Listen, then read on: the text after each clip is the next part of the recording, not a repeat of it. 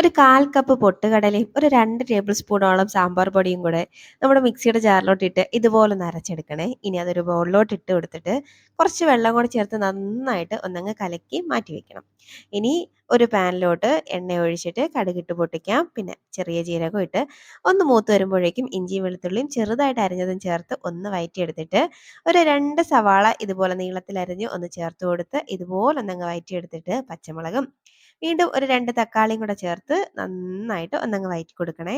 ആ തക്കാളിയൊക്കെ നന്നായിട്ടൊന്നങ്ങ് വെന്തുടഞ്ഞ് വരണം. ആ പാകമൊക്കെ എത്തുമ്പോഴേക്കും ഒരു 1/2 ടീസ്പൂൺ മഞ്ഞൾപ്പൊടിയും കൂടെ ചേർത്തിട്ട് വീണ്ടും നന്നായിട്ട് പച്ചമണം മാറുന്നവരെ ഒന്ന് വഴറ്റിയിട്ട് ഇനി അതിലേക്ക് ആവശ്യത്തിനുള്ള വെള്ളവും ഉപ്പും ചേർത്ത് വീണ്ടും നന്നായിട്ടൊന്നങ്ങ് മിക്സാക്കി കൊടുത്ത് ഒന്നങ്ങ് തിളച്ച് വരുമ്പോഴേക്കും കറിവേപ്പിലയും പിന്നെ നമ്മൾ നേരത്തെ റെഡിയാക്കി വെച്ചേക്കുന്ന പൊട്ടുകടലയുടെ മിക്സ് ഉണ്ടല്ലോ അതും കൂടെ ചേർത്തിട്ട് നന്നായിട്ടൊന്ന് ഇളക്കി നന്നായിട്ടൊന്നങ്ങ് തിളപ്പിച്ച് കഴിഞ്ഞാൽ അടിപൊളി ഒരു കറി റെഡി ആയിട്ടുണ്ട്. തമിഴ്നാട്ടിലൊക്കെ ഇതിന് പൊട്ടുകടല സാമ്പാർ എന്ന് പറയും. ഭയങ്കര ടേസ്റ്റാണ്. എളുപ്പത്തിൽ ഉണ്ടാക്കാൻ പറ്റുന്ന ഒരു കറിയാണ്. ദോശയുടെ കൂടെയൊക്കെ ബെസ്റ്റാണ്. അപ്പൊ എങ്ങനെയാ? ട്രൈ ആക്കല്ലേ?